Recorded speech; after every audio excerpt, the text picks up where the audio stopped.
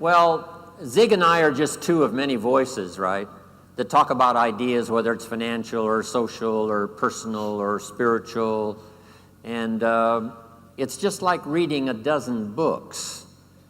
You probably won't pick like just one to follow. You'll pick up something from one, not from another. Some will appeal to you, not from another. No one person has all the answers. Mm-hmm. So I give you, here's my version, here's the richest man in Babylon's version, here's someone else's version. You have to sort of take all of that and blend the two.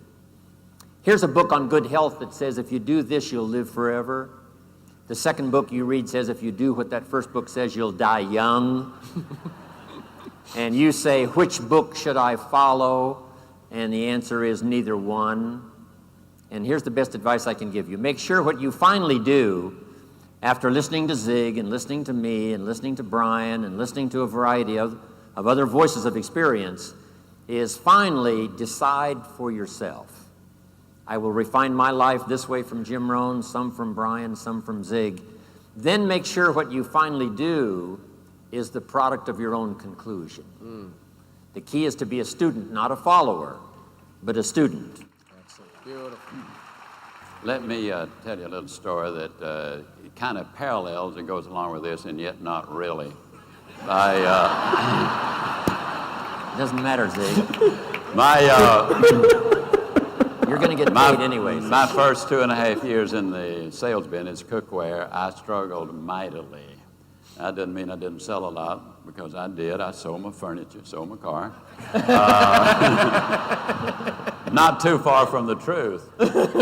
And finally, I went to a meeting, and a man named P.C. Merrill revolutionarily changed my life. He gave me the key, the formula. It had to do with my image. Well, as a result of that, our company, not as a result of that, but the company I represented had what they call a National Booster Week every single year. During that week, we'd do no recruiting, no training, no collecting, no nothing, just sell, sell, sell. I sent my wife and baby home to Mississippi, Jackson, Mississippi, because I wanted to really put an all-out effort. I cooked pancakes for breakfast for folks. I made salads at lunch. I had a dinner party in the evening. I sold 2.5 times as much as that I'd ever sold in a single week, including that banner year, which I was having. I'd agreed to stop by in Atlanta to spend the night with my friend and a mentor at early age, Bill Cranford.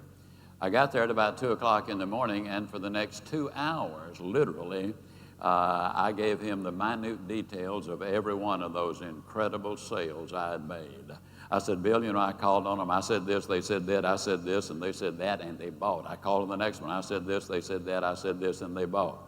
2 solid hours, worst case of eye trouble since Adam and Eve. It was I. And finally, I wound down.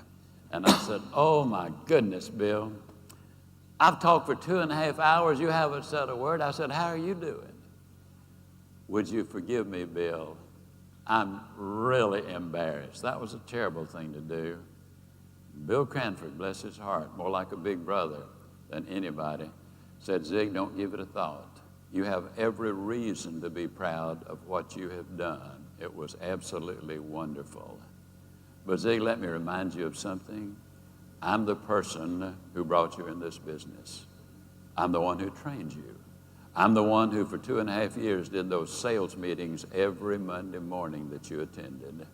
I'm the one who, when you grew discouraged, I would call you and lift you up. I'm the one who, when you were threatening to quit, I went up and worked the day with you.